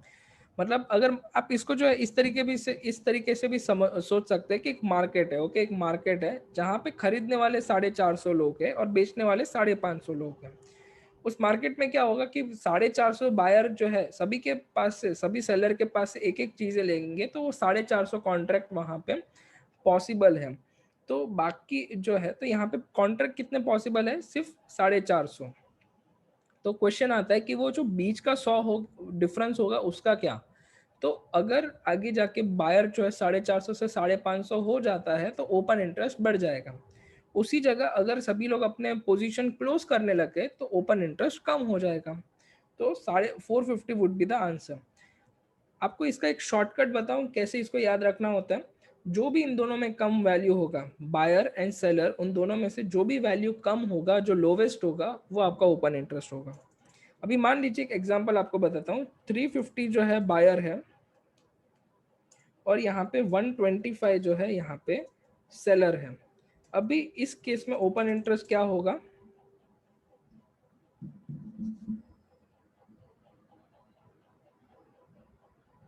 Perfect, very good Anil ji.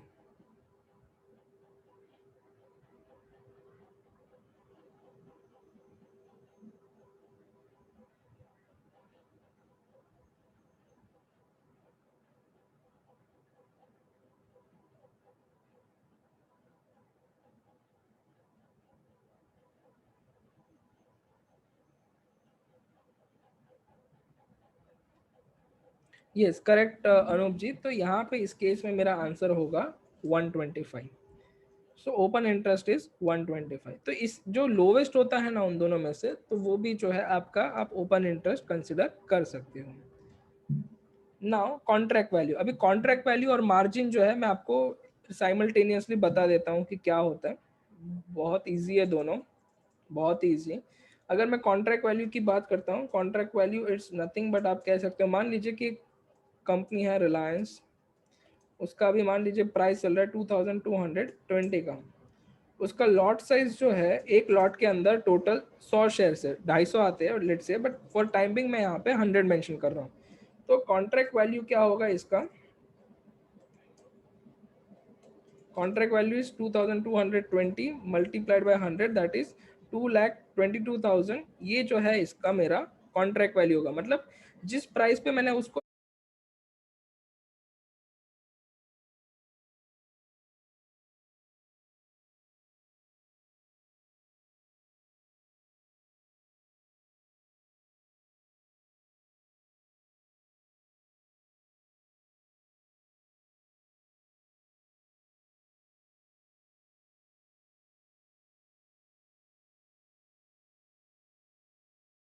Entry किया, जिस प्राइस में मैं एंटर करता हूँ उस प्राइस को मल्टीप्लाई कर देना है उसके लॉट साइज के साथ, तो आपको जो है आपका कॉन्ट्रैक्ट वैल्यू मिल जाएगा। मार्जिन क्या होता है? Margin is something is equal to spend plus exposure. Spend जो है वो एक्सचेंज के द्वारा चार्ज किया जाता है, और ये होता है एक्सचेंज के द्वारा, और ये होता है ब्रोकर के द्वारा।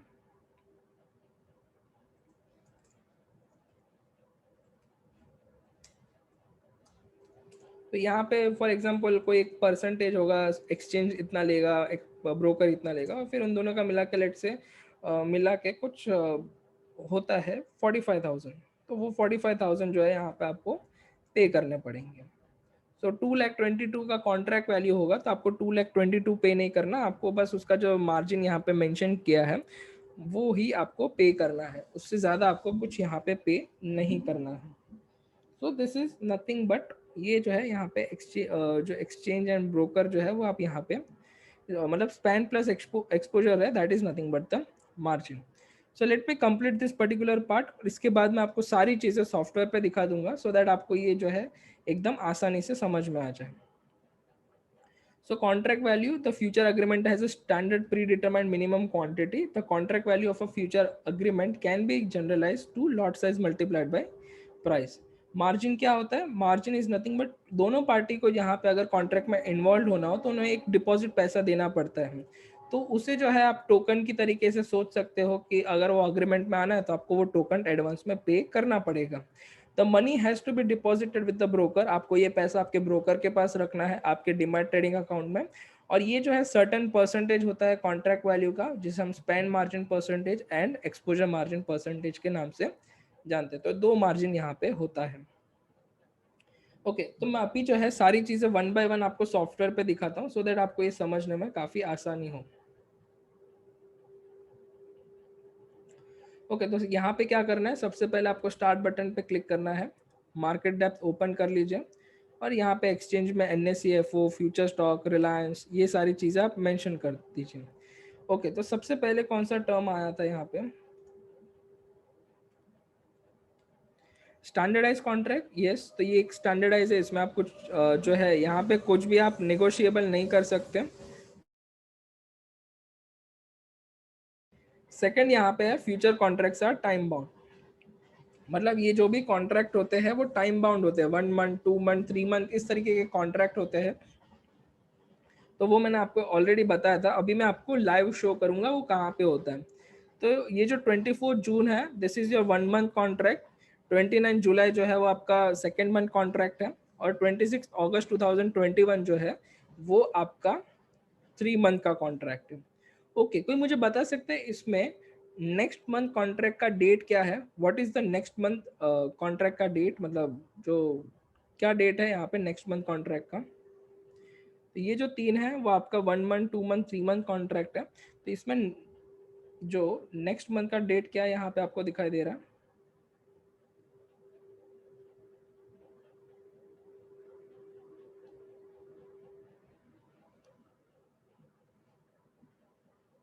Yes perfect, very good Anoop ji, very good, excellent.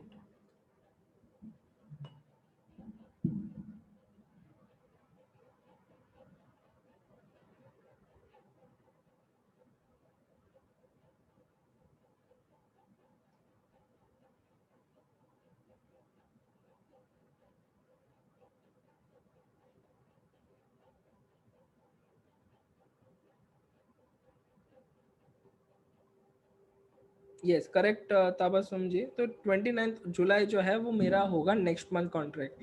24 जून है वो मेरा करंट मंथ होगा. और 26 अगस्त जो है वो मेरा फार मंथ कॉन्ट्रैक्ट होगा. अभी यहाँ पे एक चीज़ जो है वो आप सभी के साथ शेयर करना चाहूँगा कि ये जितने भी कॉन्ट्रैक्ट है वो last Thursday of the month होते हैं. वो जो है last Thursday of the month होगा. अभी यहाँ पे आप 24 को देखेंगे. देखिए जून महीने में क्या है कि लास्ट थर्सडे, अभी ये थर्सडे है, Monday Tuesday Wednesday Thursday. Thursday में लास्ट कभी आ रहा है 24 को, इसलिए वो 24 जून जो है वो यहाँ पे आप कह सकते हो कि ये महीने का लास्ट मतलब एक्सपायरी का दिन है. अगर आप जुलाई में आप सभी ने कहा कि 29 जुलाई जो है वो होगा नेक्स्ट मंथ कॉन्ट्रैक्ट, तो आप देखिए Monday Tuesday Wednesday Thursday. Thursday में लास्ट कब आ रहा है? 29 जुलाई को. सो इसीलिए वो यहाँ पे है. सो और अगर अगस्त की बात करते हैं, अगस्त में आप देखिए कि 26 अगस्त को होना चाहिए. यहाँ पे मैं क्लिक करता हूँ, सी 26 अगस्त. तो यहाँ पे आपको सारी डिटेल्स मिलेगी. तो ये क्यों है? बिकॉज ये लास्ट थर्सडे को आता है, इसीलिए यहाँ पे लिया गया है. बराबर. तो ये टाइम बाउंड है और एक्सपायरी भी जो है मैंने आप सभी को एक्सप्लेन कर दिया है. सो एक्सपायरी जो हमने जो 26 जो आप कह सकते हो अगस्त है, 24 जून है, 29 जुलाई है, this is nothing but your expiry.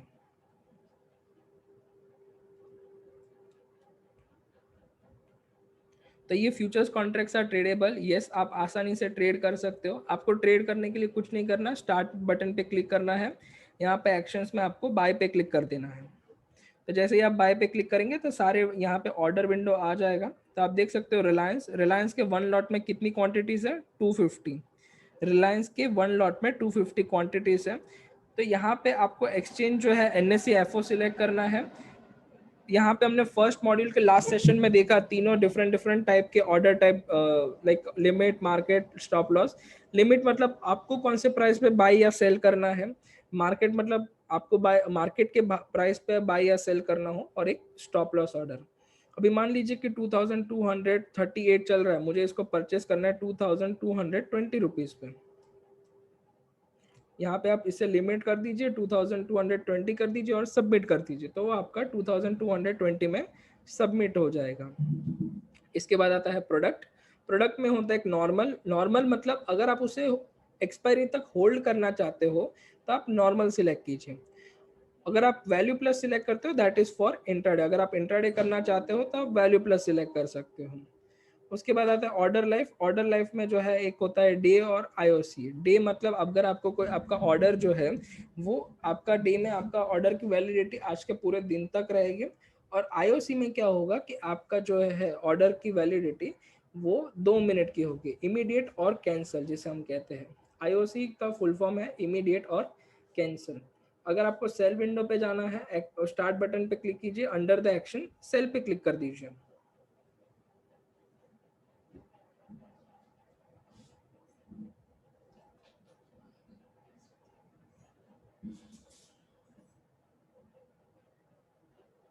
Okay तो ये यहाँ पे आप देखोगे दिस इज द, ये सेल का है। तो सेल में यहाँ पे अगर आप देखोगे तो this is NSE FO order type, यहाँ पे लिमिट, रिलायंस, तो ये सारी डिटेल्स यहाँ पे मेंशन की गई है। तो यही चीज़ अगर आपको आपको शॉर्टकट कीज़ यूज़ करना है तो आप अपना जो है आप शॉर्टकट कीज़ भी यूज़ कर सकते हो। अगर आप F1 प्रेस करोगे तो वो बाय विंडो हो जाएगा और F2 प्रेस करोगे तो वो सेल विंडो हो जाएगा। तो वो भी जो है आप यहाँ पे आसानी से कर सकते हो। तो ये जो है ट्रेडेबल है। लॉट साइज है, तो लॉट साइज में मैं आपको दिखाना चाहूँगा, just give me the second. तो ये अभी तक हमने रिलायंस का देखा। लेट्स से अभी हम TCS का देखते हैं, TCS का कितना लॉट साइज है। तो मैंने जैसा कि कहा कि सभी सिक्योरिटीज़ के अपने डिफरेंट डिफरेंट ये होते हैं, लॉट साइजेस होते हैं।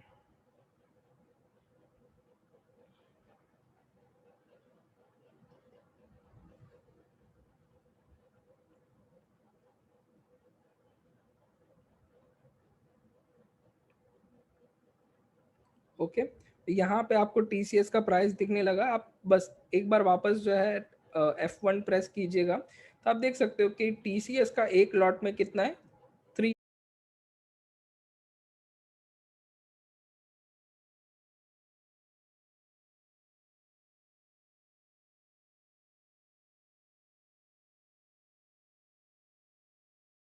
है। अभी मान लीजिए कि हम वोडाफोन आइडिया को देखते हैं। अगर मैं यहाँ पे आइडिया मेंशन कर देता हूँ और इसे मैं जो है रिफ्रेश कर देता हूँ फिर,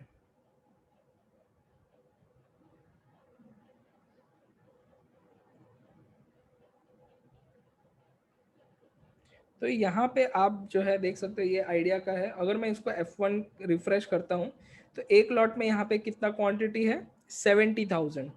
तो एक लॉट में यहाँ पे कितना है, 70,000 का यहाँ पे क्वांटिटी है। सो हर एक सिक्योरिटी का जो है डिफरेंट डिफरेंट लॉट साइज होता है। सो वो आप यहाँ पे देख सकते हो।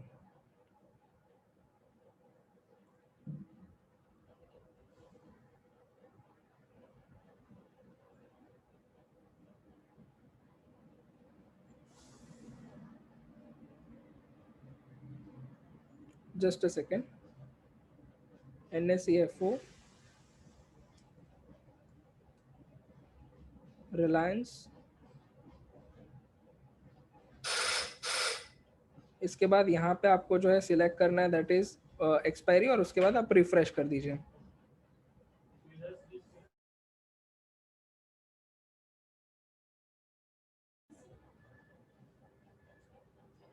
ओके तो यहाँ पे आपको जो नेक्स्ट चीज जो है दैट इज, यहाँ पे मैं आपको बताऊंगा अबाउट द ओपन इंटरेस्ट। अभी ओपन इंटरेस्ट का कैसा होता है कि ओपन इंटरेस्ट के लिए आप कह सकते हो कि जो भी करंट मंथ होता है, जो भी आप कह सकते हो करंट मंथ होता है, वहां पे आपको सबसे ज़्यादा ओपन इंटरेस्ट मिलता है। तो वहां पे लिक्विडिटी जो है कंपैरेटिवली ओपन इंटरेस्ट हाई, मतलब वहां पे नंबर ऑफ कॉन्ट्रैक्ट ज़्यादा है, तो लिक्विडिटी थोड़ी ज़्यादा होती है जहाँ पे ओपन इंटरेस्ट हाई हो वहाँ पे। सो अभी जो है फॉर एग्जाम्पल यहाँ पे अगर मैं रिलायंस की बात करता हूँ, रिलायंस का आप देखिए 24 जून, तो ये 24 जून जो है, दिस इज द रिलायंस। ये 24 जून का अगर आप यहाँ पे देखते हो तो ओपन इंटरेस्ट यहाँ पे कितना है, 3,11,45,215। कितना है, 3,11,45,215। बट उसी जगह अगर मैं जुलाई पे आ जाता हूँ और आप इसे रिफ्रेश कर दीजिए,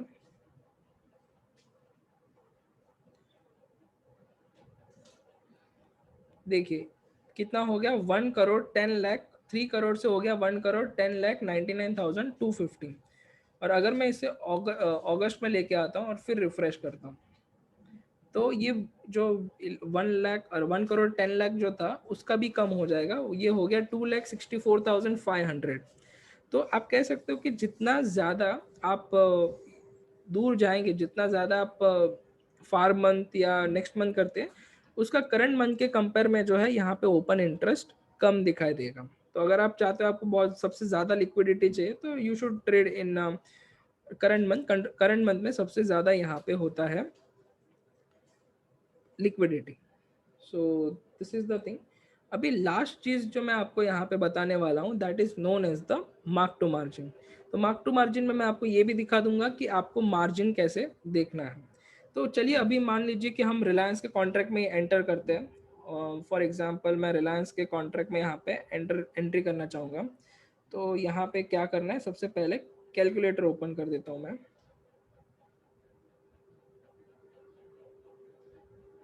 और 24 जून के कॉन्ट्रैक्ट में मैं एंटर करना चाहूँगा।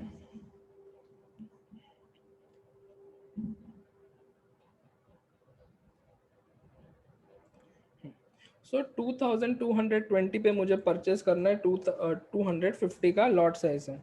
तो इसका वैल्यू हो रहा है कुछ 5,55,000। बट मुझे इतना अमाउंट पे नहीं करना, मुझे जो है इतना अमाउंट पे नहीं करना है, मुझे जो है सिर्फ मार्जिन अमाउंट पे करना है। मार्जिन मुझे कैसे पता चलेगा, स्टार्ट बटन पे क्लिक कीजिए, under the reports RMS admin करके ऑप्शन होगा। Under the reports RMS admin का जो है एक ऑप्शन है, उस पर आप क्लिक कर दीजिए।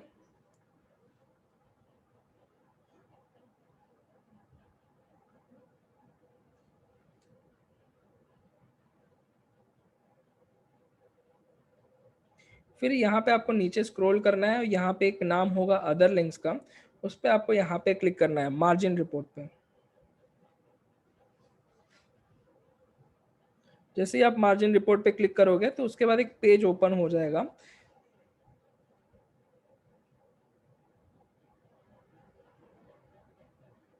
यहाँ पे आपको एक्सचेंज का नाम सिलेक्ट करना है, एनएससी एफओ।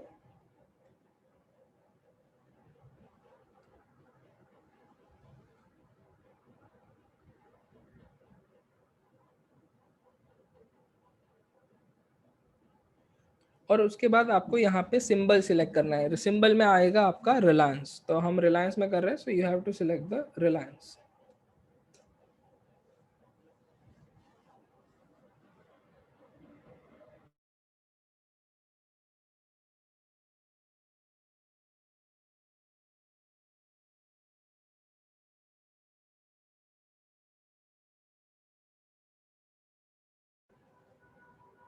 ओके, सो ये रिलायंस यहाँ पे आपको दिखाई दे रहा है, रिलायंस का 250 का मार्केट लॉट है। तो यहाँ पे आपका मार्जिन कितना आपको रखना है, 1,23,162.10।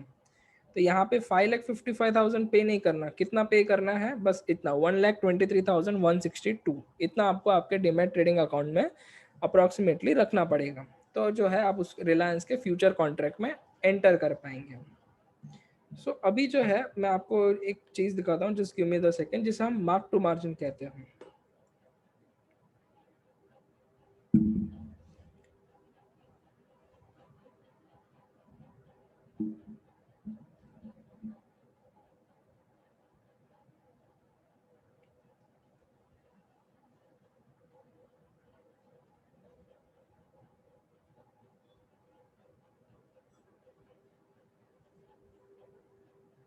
तो यहाँ पे आपको क्या करना है, यहाँ पे जो है आपको मैं सारी जो है चीज़ें दिखा देता हूँ कि हम कैसे यहाँ पे कैलकुलेट करेंगे।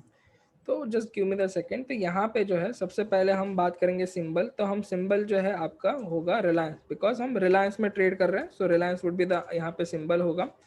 फिर उसके बाद हम होगा कौन से प्राइस पे एंट्री कर रहे हैं, सो एंट्री प्राइस जो है हमारा दैट इज 2220।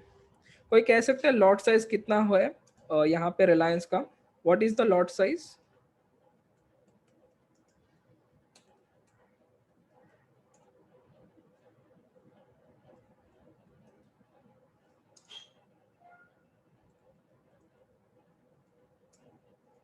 यस, रिलायंस का जो है लॉट साइज कितना था?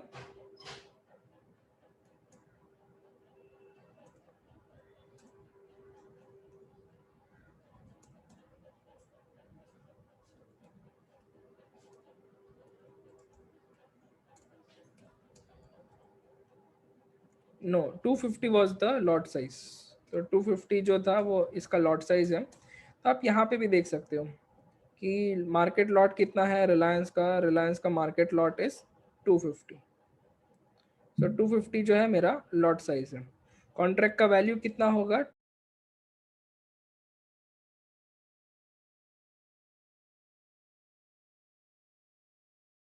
2220 मल्टीप्लाइड बाय 250, तो 5,55,000 जो है ये मेरा हो जाएगा कॉन्ट्रैक्ट वैल्यू। इसके बाद मार्जिन कितना पे करना है? मार्जिन पे करना है 1,23,162, इतना आप मार्जिन पे कर दीजिए। फिर उसके बाद आता है टुडेज डेट, मतलब आज जो है मैंने इस कॉन्ट्रैक्ट में एंट्री किया, दैट इज 21 जून 2021, और एक्सपायरी कभी का है 24 जून 2021। तो इस तरीके से आप यहाँ पे इसे देख सकते हो। ओके, तो अभी हम देखेंगे मार्क टू मार्जिन। तो मार्क टू मार्जिन में यहाँ पे एक डेट, प्राइस जो है ये क्लोजिंग प्राइस है यहाँ पे। उसके बाद आएगा आपका absolute profit and loss, lot size, total profit and loss and mark to margin. इसके बाद यहाँ पे मैंने डिफरेंट डिफरेंट डेट लिख देता हूँ। 21 जून 2021, 22 जून 2021, 23 जून 2021 एंड 24 जून 2021। प्राइस मान लीजिए कि हमने यहाँ पे एंट्री किया था प्राइस 2220 पे, उसके बाद वो गिर गया 2200 तक, फिर 2235 पे आया एंड क्लोज हुआ 2275 पे। ये जस्ट रैंडम यहाँ पे अमाउंट में मेंशन कर रहा हूँ। डिडक्शन आप कह सकते हो अनिल जी, एक तो ब्रोकरेज होगा और टैक्सेशन होगा, बस वो आपको कॉन्ट्रैक्ट नोट में पता चल जाएगा। जब से आप कॉन्ट्रैक्ट नोट देखेंगे वहाँ पे आपको पता चल जाएगा कितना डिडक्शन होगा। वो मार्क टू मार्जिन जो है वो यहाँ पे मैं मेंशन कर देता हूँ। इसके बाद यहाँ पे आपको जो चीज़ देखना है that is absolute profit and loss. Absolute profit loss जो है वो आपका बस new value minus old value करना है और कुछ नहीं।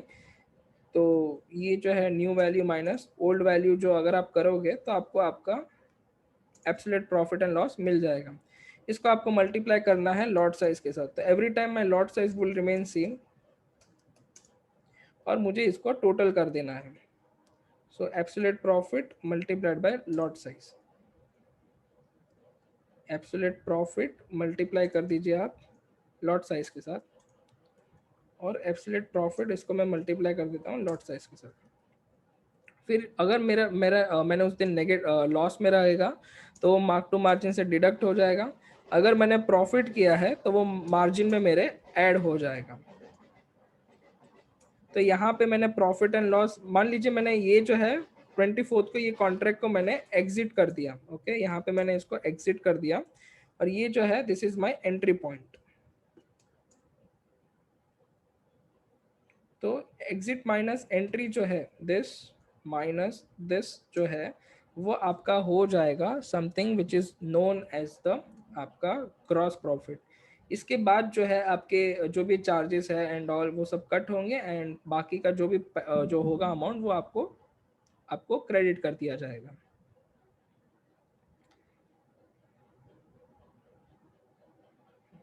सो ये this is the way mark to margin has been calculated. मैं और एक बार आपको बता देता हूँ, डोंट वरी। तो यहाँ पे क्या है, डेट्स लिखा है मैंने सबसे पहले। यहाँ पे मैंने रिस्पेक्टेड प्राइस लिखा है कि कौन सा प्राइस यहाँ पे हो सकता है।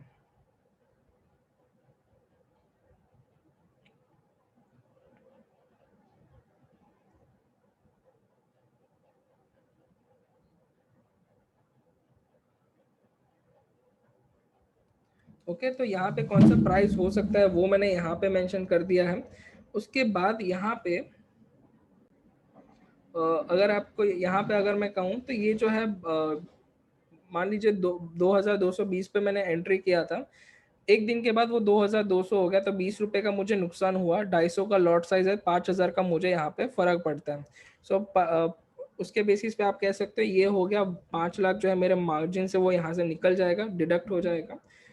तीसरे दिन ये 2235 पे आ गया, 35 रुपीज का प्रॉफिट, तो मेरे को यहाँ पे 8750, तो ये मेरे मार्जिन में ऐड हो जाएगा। लॉस किया है तो आपके मार्जिन से डिडक्ट होगा, प्रॉफिट किया है तो आपके मार्जिन में ऐड हो जाएगा। और वैसे ही चलते चलते यहाँ पे लास्ट में बचा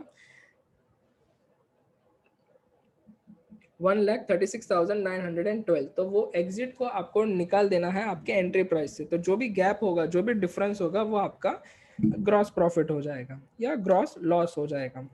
तो यहाँ पे एक चीज़ ये याद रखनी है कि अगर आप यहाँ पे जो है आपका मार्जिन कम हो जाता है, लॉस होता है, तो आपको अगर आपको वो पोजीशन को कंटिन्यू करना है तो आपको एडिशनल मार्जिन यहाँ पे रखना पड़ेगा। अगर आप एडिशनल मार्जिन नहीं रखते हो तो आपको वो पोजीशन जो है फिर स्क्वायर ऑफ करना पड़ेगा। तो अगर कंटिन्यू करना है तो एडिशनल मार्जिन रखना पड़ेगा if in the case if you are making the loss. अगर आप प्रॉफिट में हो, अगर आप जो भी मार्जिन यहाँ पे मेंशन किया उससे ज़्यादा आपके पास मार्जिन है, सो डोंट वरी। तो आप जो है जितना मार्जिन है उससे अगर ऊपर है तो कोई टेंशन की बात नहीं है, तो फिर कुछ नहीं होगा। बट अगर वो मार्जिन से नीचे जाता है तो फिर आपको एडिशनल मार्जिन वहाँ पे रखना पड़ेगा। So this is one of the thing. And और एक चीज़ जो है कि यहाँ पे अगर बहुत सारे लोगों के डाउट्स आते हैं कि अगर मैं भूल जाता हूँ तो क्या होता है। अगर आप भूल जाते हो तो यहाँ पे क्या होगा कि आपको जो है अगर आपका जो है सेटलमेंट के लिए जाता है तो आपको फिर ये जो स्टॉक है उसकी फिजिकल डिलीवरी लेनी पड़ेगी। Physical delivery in the sense कि आपको जो है 250 शेयर्स जो है रिलायंस के फिर वो परचेस करने पड़ेंगे।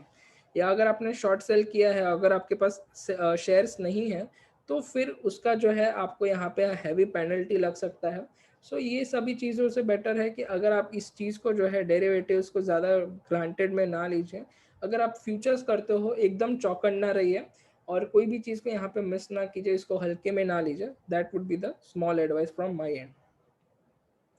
तो जो भी कीजिएगा अगर यहाँ पे आप फ्यूचर्स में करते हो उसे आप एकदम सोच समझ के कीजिएगा। बट इसको जो है एकदम सीरियस बिजनेस की तरह आपको इसको कंसिडर करना है।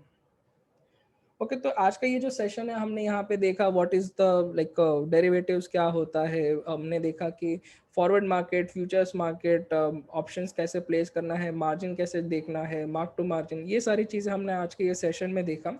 तो आपके जो भी डाउट्स होंगे रिगार्डिंग दिस सेशन, आप आपके डाउट्स जो चैट बॉक्स में मेंशन कर सकते हो। मीनवाइल जो है मैं आप सभी को ये सेशन के फीडबैक फॉर्म लिंक दे देता हूँ। So I will request everyone that please fill the feedback form link.